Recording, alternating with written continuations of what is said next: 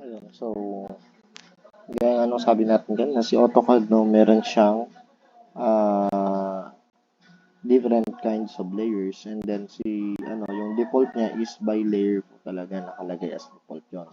So, all objects, including yung mga colors, yung line type, yung line weights, o basta yung nandun sa properties po ng ating objects, no, naka-by layer po siya lagi.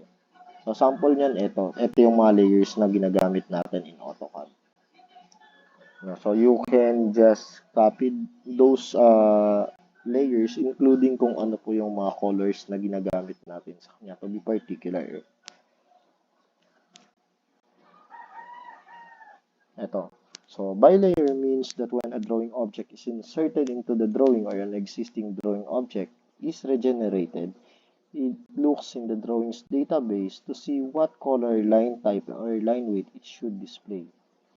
So if it is set by layer, it checks what layer the drawing object resides on and displays the color, line type, and line weight assigned to that layer. Meaning to say, no, kapag naka-by layer po yung default na setting ng ating nung properties ng object na yon, no, saan siya magbe-base ng kanyang itsura, ng kanyang appearance. So naka-base yung appearance niya doon sa layer kung saan siya naka-set.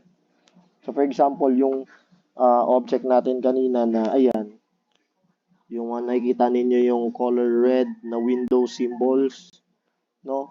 Since naka-red siya, makikita ninyo ngayon, actually meron palang red na layer for the windows.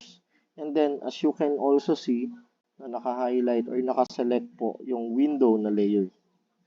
So, meaning to say, lahat po ng windows natin dito, nakikita ninyo dito sa may plan na to, is set in the window layers. So, hindi nyo siya mahagilap kapag kahit i-turn off nyo yung dimensions na layer dito, hindi nyo po ito-turn off yung window layer. Kasi nga, nakahiwalay siya, nakabukod. So, yun yung kinaganda niya. Pwede nating i-turn off yung isang layer showing a particular object, no, in the plan without touching or modifying yung current layer na gusto nating i-edit or i-modify.